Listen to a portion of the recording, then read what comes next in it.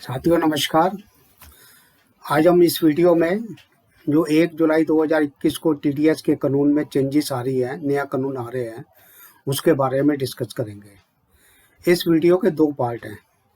पहला पार्ट जो है वो उन्हीं पर्सन्स को अप्लाई करता है जिसकी 2021 में 2020-21 में 10 करोड़ से ज़्यादा टर्नओवर है। दूसरा पार्ट सभी पर्सन्स को अप्लाई करता है, भले ही उसकी टर्नओवर 50 लाख है या 50 करोड़ है, पर जो टीडीएस काटता है या टीसीएस काटता है। टीडीएस काटने या टीसीएस कलेक्ट करने का अमाउंट भी इररिलेवेंट है, चाहे ये काटने का अमाउंट 100 रुपया हो या 50 रुपया हो, उससे कोई फर्क नहीं पड़ता, वो सबको अप्लाई करता है। अब पहला पार्ट क्या है कि पहला पार्ट 1 जुलाई 2021 को सेक्शन 194 क्यू वो नया इंसर्ट हुआ है। इसमें कानून क्या है, ये कानून बायर के ऊपर है। बायर कौन होगा? जिसकी 10 करोड़ की टर्नओवर 2021 में थी और 1 अप्रैल 2021 के बाद उसने किसी सप्लायर से 50 लाख से ज़्यादा माल खरीद लिया है। अगर उसने 1 अप्रैल 2021 के बाद 50 लाख से ज़्यादा माल खरीद लिया है तो 1 जुलाई के बाद जो बैलेंस अमाउंट बचता है 50 लाख के बाद वाला, उसके ऊपर वो टीडीएस 0.1% काटेगा। अब इसको एक एग्जांपल से समझते हैं। एक बी बायर है, बायर की टर्नओवर 2021 में 10 लाख से ज़्यादा है और बायर ने एस सप्लायर से 1 अप्रैल 2021 से 5 जुलाई को जो परचेज कर ली थी वो 55 लाख रुपए है। तो 55 लाख रुपए में से 50 लाख रुपए माइनस करके 5 लाख के ऊपर 0.1% के हिसाब से हम टीडीएस काटेंगे। इसको दूसरा एग्जांपल से लेते हैं। सपोज एस सप्लायर से 1 अप्रैल 2021 से लेके 30 जून 2021 तक उसने 65 लाख की परचेज कर ली। अब 65 लाख की परचेज का कौन से पीरियड में कर ली? जून तक कर ली। 50 लाख की जो लिमिट है वो जून तक कंप्लीट हो गई, पर जून तक ये टीडीएस काटने का कोई प्रावधान नहीं था, इसलिए मुझे टीडीएस नहीं काटना। पर 1 जुलाई को के बाद जो भी परचेज होगी उसके ऊपर मुझे टीडीएस काटना है। सपोज 1 जुलाई 5 जुलाई को फिर मुझे जो है 5 लाख की परचेज करनी पड़ सकती है इससे, तो मैं फिर 5 लाख के ऊपर 0.1% जो है टीडीएस काटूंगा। तो ये बिल्कुल क्लियर कानून है कि बायर की टर्नओवर 10 करोड़ से ज़्यादा है 2021 के अंदर और उसकी परचेज किसी एक सप्लायर से 50 लाख से ज़्यादा। ये परचेज कोई भी हो सकती है, रॉ मटेरियल भी हो सकता है, ट्रेडिंग गुड्स भी हो सकते हैं, कैपिटल गुड्स भी हो सकते हैं, भले ही उसने परचेज किसी एक्सपेंडिचर पर्पज के लिए की है, बिजनेस में किसी टाइप की परचेज इसमें इंक्लूड है। साथियों, 1 अक्टूबर 2020 से सेलर के ऊपर टीसीएस काटने का कानून पहले से ही लागू है। वो कानून क्या है उसे थोड़ा सा हम याद कर लेते हैं। इस कानून के अंदर यह था कि सेलर की टर्नओवर अगर 10 करोड़ से ज़्यादा है तो उसे बायर से किसी बायर से 50 लाख से ऊपर पेमेंट मिलती है तो उसे 0.1% टीसीएस कलेक्ट करना पड़ता है।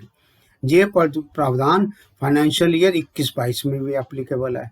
सपोज इसको एग्जांपल से समझते हैं कि एच सेलर ने बी बायर से 1 अप्रैल 21 से लेकर 30 जून 21 तक 55 लाख रुपए की पेमेंट रिसीव कर ली। अब 55 लाख में से 5 लाख के ऊपर जो है वो टीसीएस 0.1% पर काटेगा। अब क्वेश्चन ये उठता है कि 1 जुलाई 2021 में भी सेलर जो है टीसीएस काटेगा कि नहीं काटेगा, जबकि बायर टीडीएस उसकी परचेज के ऊपर काट रहा है। अब इसके ऊपर कानून ये कहता है कि अगर बायर की लायबिलिटी टीडीएस काटने की है तो उस बायर के ऊपर से टीसीएस काटने की लायबिलिटी सेलर के ऊपर नहीं है। इसको हम इस तरह से समझते हैं। सपोज किसी बायर को हमने जो है 55 लाख रुपए की सेल कर दी, बायर की परचेज जो हो गई 50 लाख से ऊपर हो गई, पहली कंडीशन पूरी हो गई। अब दूसरी कंडीशन का हमें पता नहीं है कि उसकी 10 करोड़ की टर्नओवर 2021 में थी कि नहीं थी। इसके लिए हम बायर से डिक्लेरेशन लेंगे कि आप जो है जो मैंने आपको सेल की है उसके ऊपर टीडीएस काटोगे कि नहीं काटोगे। अगर बायर कहता है कि मैं टीडीएस काटूंगा तो सेलर को उस बायर की जो भी पेमेंट 1 जुलाई 2021 के बाद रिसीव होगी, भले ही वो 50 लाख से ऊपर है, उसको टीसीएस काटने की ज़रूरत नहीं है। साथियों, अब दूसरा कानून क्या है?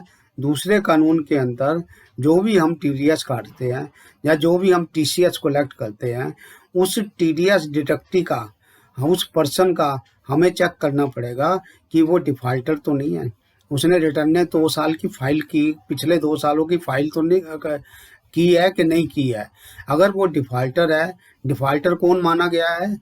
जिसने 2 सालों की रिटर्न नहीं फाइल की और जिसका 50,000 से ऊपर 2 सालों में, मतलब कि हर साल 50,000 से ऊपर टीडीएस या टीसीएस करता है। तो अगर वो उस कंडीशन में पूरा होता है तो उसका जो टीडीएस रेट जो काटने का हो जाएगा, डबल होगा या 5% विच एवरेज है। इसको भी एग्जांपल लेते हैं कि ट्रांसपोर्टर है, ट्रांसपोर्टर के ऊपर जनरली टीडीएस 2% काटा जाता है, पर जब हमने चेक किया कि वो रिटर्न डिफॉल्टर है तो इसके ऊपर डबल बनता है 4% और 5%। 5% हायर रेट है तो हम उसका जो टीडीएस काटेंगे वो 5% से काटेंगे। प्रोफेशनल का टीडीएस है, अगर वो भी डिफॉल्टर है तो हम टीडीएस कितना काटेंगे? 20% काटेंगे। साथियों, अब क्वेश्चन उठता है कि डिफॉल्टर के लिए मैं कैसे पता लगाऊं? क्या मैं उससे रिकॉर्ड मंगाऊं? नहीं, रिकॉर्ड मंगाने की ज़रूरत नहीं है, ना आपको किसी को रिकॉर्ड देने की ज़रूरत है। आपसे भी लोग मांगेंगे, जब अगर कोई आपका टीडीएस काटता है, रिकॉर्ड देने की ज़रूरत भी नहीं है, मंगाने की भी ज़रूरत नहीं है। क्यों नहीं ज़रूरत? क्योंकि इनकम टैक्स पोर्टल के ऊपर ये सुविधा प्रदान करती है कि अगर किसी को डिफॉल्टर चेक करना है तो उसका पैन नंबर डालिए, तो सिस्टम आपको बता देगा कि ये डिफॉल्टर है कि नहीं है। अगर डिफॉल्टर है तो डबल रेट से टीडीएस कटेगा, अगर डिफॉल्टर नहीं है तो उसका डबल रेट से काटने की ज़रूरत नहीं है। तो साथियों, ये एक छोटा सा वीडियो 1 जुलाई 2021 के जो टीडीएस का कानून चेंज हो रहा है उसके बारे में था। अगर इसके बाद भी किसी को कोई क्वेरी है तो आप मेरा व्हाट्सएप नंबर नोट कर लीजिए, 9811067944। मैं फिर रिपीट करता हूँ, 9811067944। कोई भी क्वेरी इसके बारे में आप पूछेंगे तो मैं इसका ज़रूर जवाब दूंगा। साथियों, अगर ये वीडियो आपको पसंद लगी, अच्छी लगी, तो अपने साथियों को भी भेजो, अपने व्यापार मंडल को भी भेजो, ताकि ये 1 जुलाई का जो कानून आया है सबको ये पता लगे। साथियों, नमस्कार।